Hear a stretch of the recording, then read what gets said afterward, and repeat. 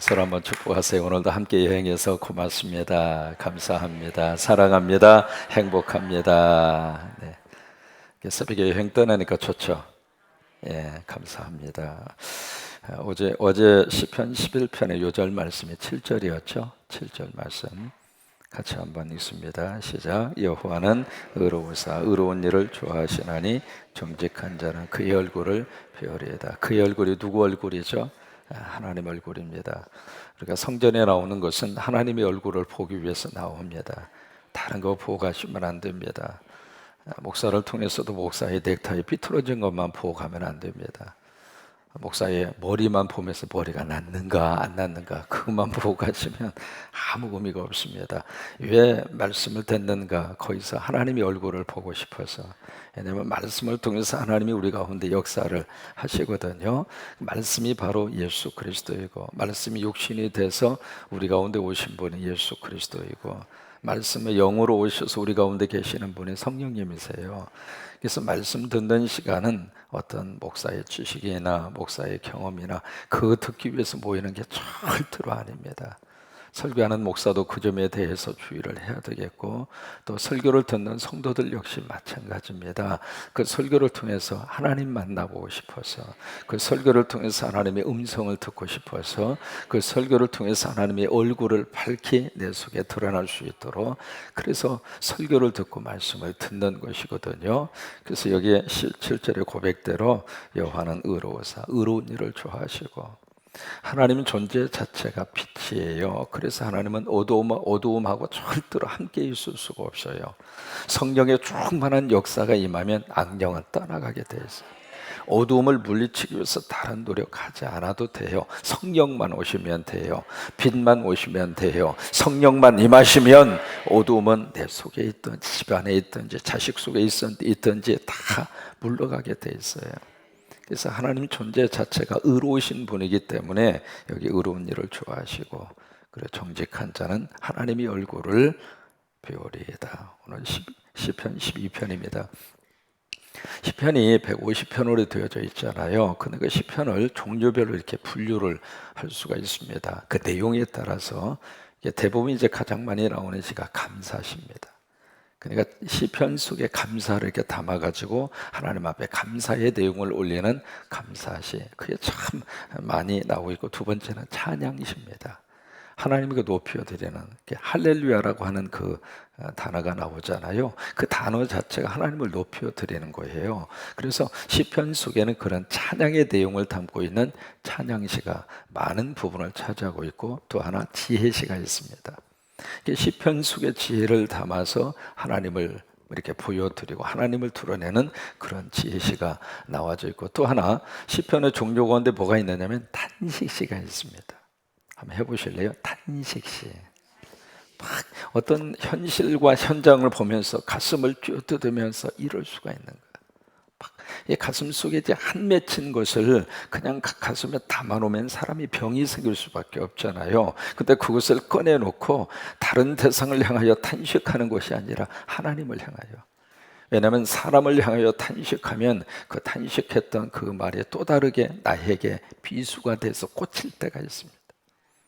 그래서 사람에게 할 말과 하나님에게 드릴 수 있는 말을 구별할 수 있어야 됩니다. 거꾸로 하시면 안 됩니다. 어떤 사람의 자랑스러운 것도 사람을 가려가면서 하셔야 되지, 아무나 붙잡고 막 자랑을 하면 그 자랑하는 것이 오히려 나에게 아픔이 될 수도 있습니다. 근데 하나님에게는 뭐든지 다 쏟아 놓을 수 있잖아요. 하나님에게는 뭐든지 다 부어드릴 수 있잖아요. 왜? 하나님은 넉넉하신 분이기 때문에 우리 속사정도 아시고 우리 진심을 알아요. 진심을 알아서 하나님은 있는 모습 그대로 다 받아주세요. 근데 사람은 그럴 수 없습니다. 사람은 진심을 알 수도 없을 뿐더러 또 그 사람의 속마음을 이해도 못할 뿐더러, 또 하나 우리 비밀을 가슴에 담아놓고 있을 만큼 그렇게 넓은 가슴을 가지고 있지를 않아요. 왜? 내가 그러니까 남도 똑같은 거예요. 그래서 탄식을 하는데 누구를 향하여 지금 탄식하고 있는가? 하나님에게. 하나님의 세상이 지금 왜 이 모양 요 꼴입니까? 하나님 어떻게 되다가 지금 인간이 사는 세상이 이렇게까지 됐습니까? 그런 내용, 대표적인 것이 시편 12편입니다. 1절에 보시면 여호와여 도우소서 경건한 자가 끊어지고, 그러니까 영적인 삶을 사는 사람들이 더 이상 우리 이 세상에 없다 이 말이죠. 존재하지 않고 있다 이 말이죠. 성경에서 가장 중요한 단어 가운데 하나가 영성입니다. 그리고 경건입니다.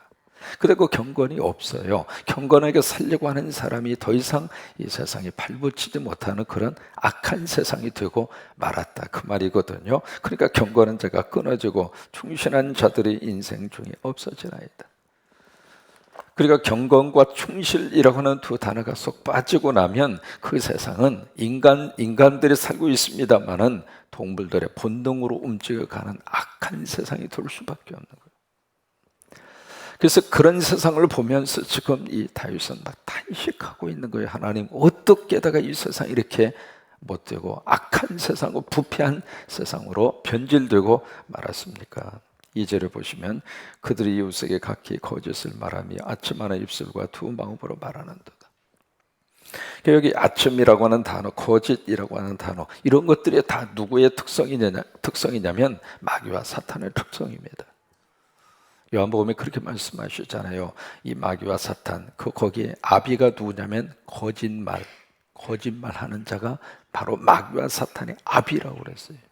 무슨 얘기냐면 여기에 아첨과 거짓이라고 하는 그 배후 속에 더러운 영이 있다고 하는 거예요. 악한 영이 그 지역 사회와 그 사람들을 확 점령하면 그들의 입술을 통해서 나오는 말들이 다 아첨, 그냥 거짓말, 그밖에 나오지 않는다고 하는 거예요. 그런 것을 보면서 다윗이 너무 처절하게, 하나님, 이 세상을 어떻게 하겠습니까? 하나님이 약한 세상에서 어떻게 우리가 살아야 되겠습니까? 탄식하면서 이야기하는데, 그 다음에 8절에 보시면은 그렇게 고백을 합니다. 비열함이 인생 중에 높임을 받는 때에 악인들이 곳곳에서 날뛰는도다. 이 비열함이라고 하는 것은 더럽고 추한 거예요.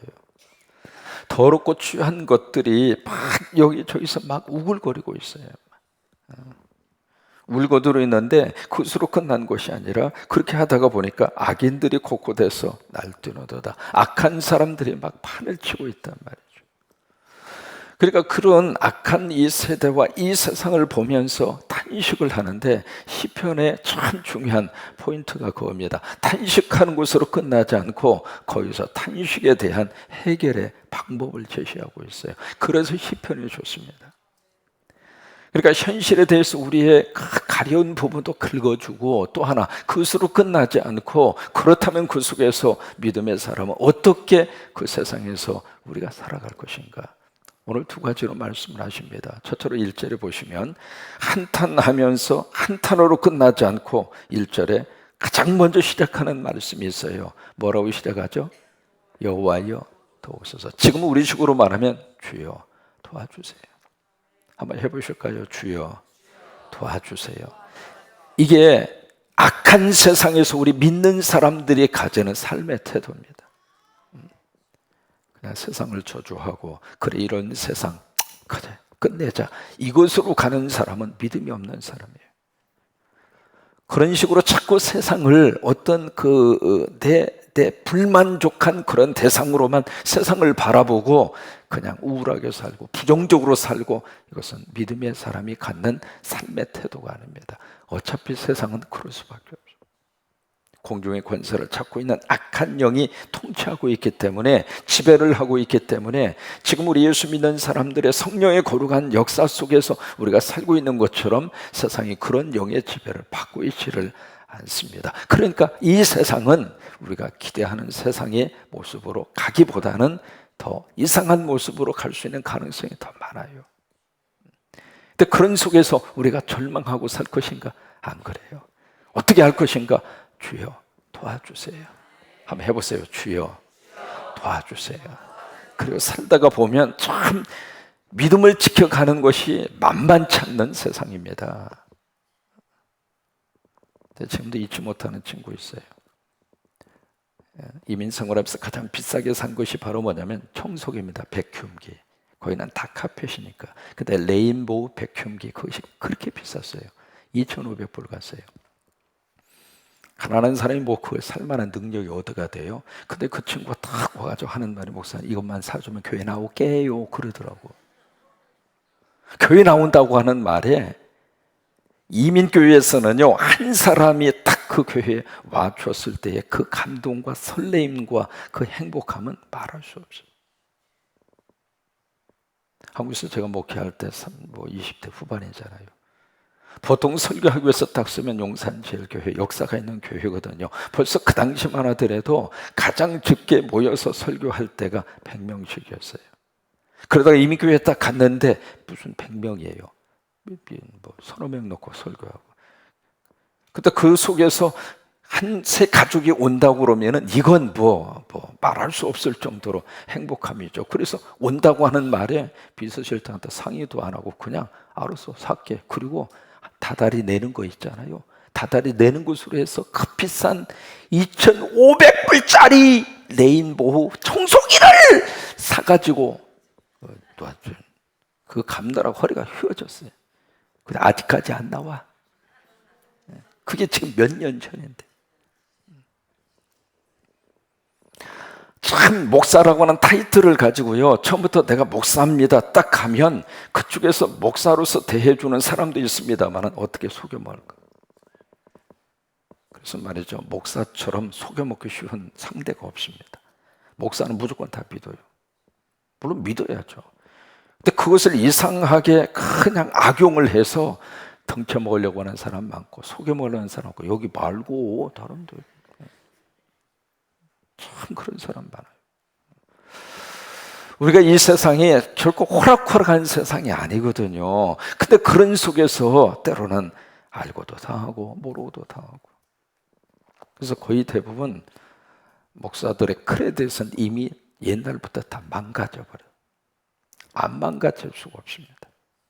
처음에 이민자가 오면은 차도 사야지, 아파트도 들어가야지. 근데 크레딧이 없잖아요. 크레딧이 없으면 차 사는 것도 힘들고 아파트 구하는 것도 힘들고 그래요. 그럼 뭐 하냐면 옆에 크레딧 좋은 사람이 옆에서 같이 이렇게 코사인을 해줘야 돼요. 그래야 그 사람이 차도 사고 그 다음에 아파트도 들어요. 그 후배들이 오면은 어떻게 알아서 꼭 나한테 전화하네. 310-7911-0045. 그게 제가 LA 있을 때 쓰던 전화번호입니다. 꼭 기억해 놓으세요. 310-7911-0045. 꼭 어떻게 알아두고 전화해가지고 그때부터 이제 친절하게 아는 척을 해서 사인해달라. 그럼 사인 안 해줍니까? 해줘야지. 그렇게 되면은 잘 갚으면 괜찮은데 이게 하다가 보면 못 갚죠. 그러면 고스란히 그것이 나에게 떨어지는 거예요. 그래서 차값도 내주고 별일이 다 있어요. 이게 목사의 신분을 가지고 사는 것도 쉽지가 않습니다만은 여러분들의 성도의 신분을 가지고 내가 장로나 권사나 수집사나 집사, 그 신분을 가지고 이 세상에서 참 말씀과 믿음으로 산다고 하는 것이 쉬운 세상이 아니에요. 근데 그런 속에서 우리가 절망하고 살 것인가? 그렇지 않아요. 그 속에서 우리들이 가져야 되는 삶의 태도, 주여 도와주세요. 주여 도와주세요. 같이 한번 하십니다. 주여 도와주세요. 그러니까 단식할 수밖에 없는 그 속에서 다윗이 믿음의 영성을 가질 수 있었던 것은 그 고백이에요. 주님 도와주세요.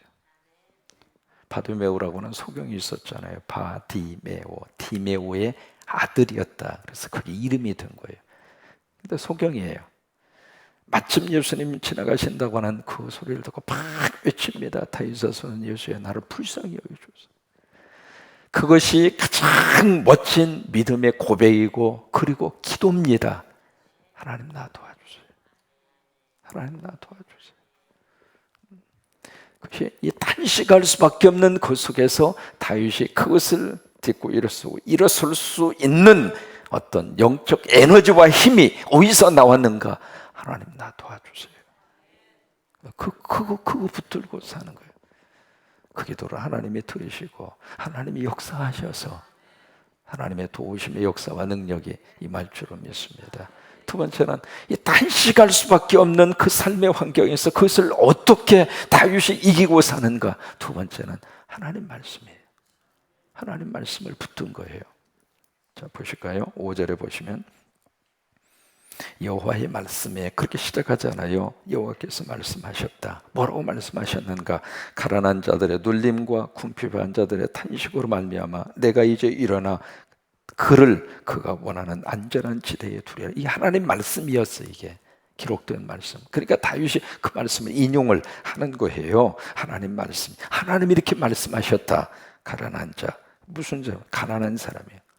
그러니까 가난한 사람들 막 갑질한다고 그러잖아요. 그게 이 말씀이에요.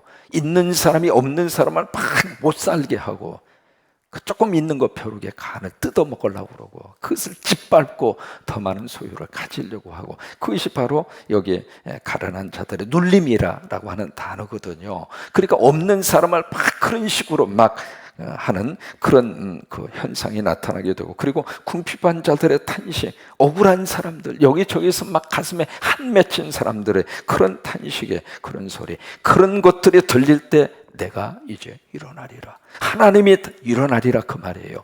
하나님이 일어나서 내가 그들을 안전한 지대로 내가 인도하게 될 것이다. 이 하나님 말씀이에요. 그러니까 다윗은 이 단식할 수밖에 없는 그런 속에서 하나님께서 말씀하셨다.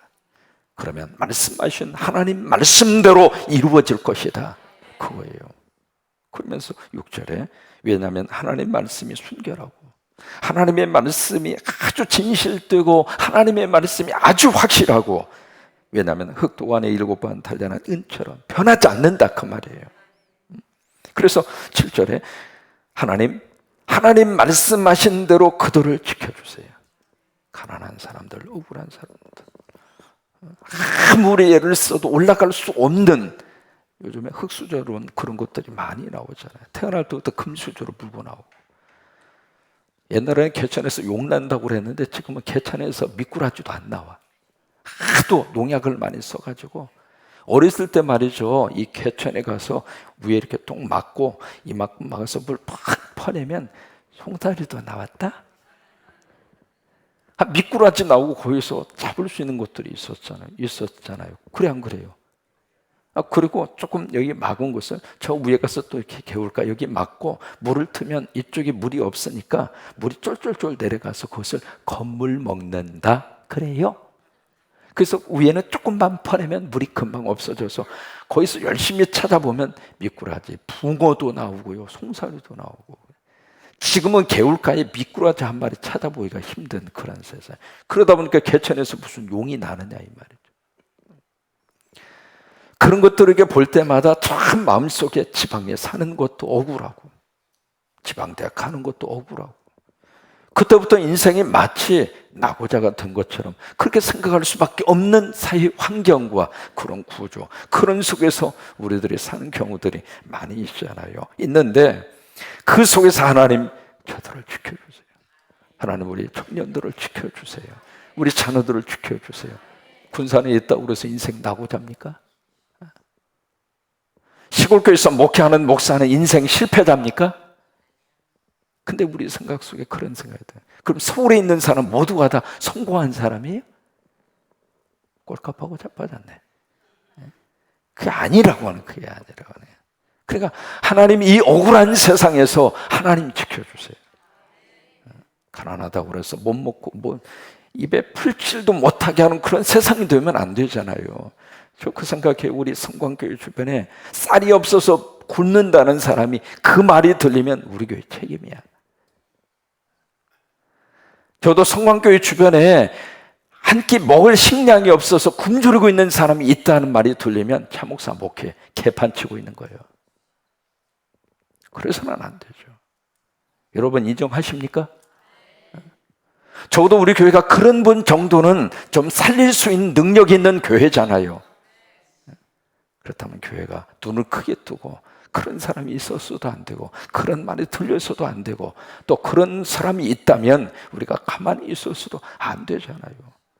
그러니까 하나님 저들을 돌봐주시고 하나님 저들을 지켜주시옵소서 그 말씀이에요. 이것이 악한 세상에서 우리들이 가져야 되는 삶의 두 가지의 태도입니다. 첫째는 주님 도와주세요. 여러분 그 그 고백과 그 기도를 하나님이 들으시고 하나님이 도와주시고, 두 번째, 악한 세상에서 우리들이 붙들 수 있는 것은 하나님 말씀이에요. 여러분, 말씀 의지하고 가면 하나님이 도와주시고 하나님이 역사하시고 하나님의 능력이 임할 줄로 믿으시면 아멘. 손 들고 아멘. 졸음도 깰 겸 좋은 거예요. 뒤로 쫙 제끼면서 아멘. 아이고 시원해라. 아이고 주여. 아이고 좋다. 아멘. 아멘. 그 재미교포 가운데 전재경이라고 하는 박사가 있어요. 이번에 콜롬비아 대학의 철학 박사 학위를 받았습니다. 이번에 어떤 분이냐면 그 충남 부여 출신입니다. 7살 때 그때 막 유행하던 것이 안질이었어요. 그때 안질병이 걸려가지고 시력을 상실했어요. 사람이 선천적으로 시각장애인이 된 사람하고 후천적으로 시각장애인이 된 사람하고 다릅니다.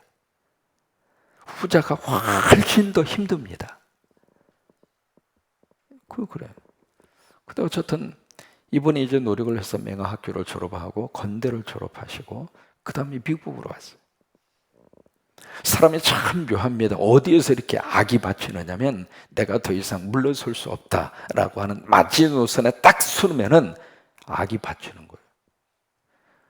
요즘 우리 젊은이들에게 있어서 그 야성이 지금 부족한 거예요. 왜? 조금만 하면 엄마 아빠가 도와주고 그러니까 그런 것도 있습니다만은 어쨌든 옛날에 여러분 박싱 선수들 모두가 다 헝그리 정신으로 했다고 그러잖아요. 그거 아니면 자기가 못 사니까. 그 사람도 마찬가지였어요. 시각장애인이 돼가지고 미국에 딱 떨어졌는데 어떻게 공부나 하고 싶지? 그러니까 악이 받치는 거예요. 악이 받쳐서 이 세상에서 가장 복잡한 지하철이 뉴욕입니다. 펜스테이션이라고 그래가지고 그 뉴욕이 가장 복잡한데 그 복잡한 지하, 왜냐면 지하 차도가 몇 층이 돼야 5, 6층 정도 돼요. 이게 보통 복잡한 게 아니에요. 근데 그것을 시각장애인이 찾아간다고 하는 것은 쉬운 일이 아니고 눈 뜬 사람도 그냥 헤매는 장소인데 거기서 3번을 갈아타면서 지하철을 타고 뉴욕에 가면은 맹인들을 위한 특수 도서관이 있습니다. 맹인들만을 위해서. 그 도서관을 20년을 20년. 그래가지고 결국 콜롬비아 대학에 박사학위를 땄어요. 내가 그 말을 듣고 싶은 것이 아니라 그분이 그렇게 할 수 있게 된 그를 붙잡은 하나님 말씀이 있었어요. 그러니까 말씀이 그렇게 만들어 준 거예요. 그 말씀이 바로 에베소서예요. 에베소서 1장 3절의 말씀 집에 가서 찾으시고 따라서 한번 해보세요. 그가 나를 만드신 바라. 우리말 번역에는 그렇게 되어 있습니다. 근데 영어 번역에 보시면은 나는 하나님의 작품입니다. 그 뜻이에요. 그러니까 나는 하나님의 작품입니다. 그냥 작품이 아니라 걸작품입니다. 그 말의 뜻이거든요. 거기서 긍지가 생긴 거예요. 비록 내가 시각장애인이지만 나는 하나님의 작품이다.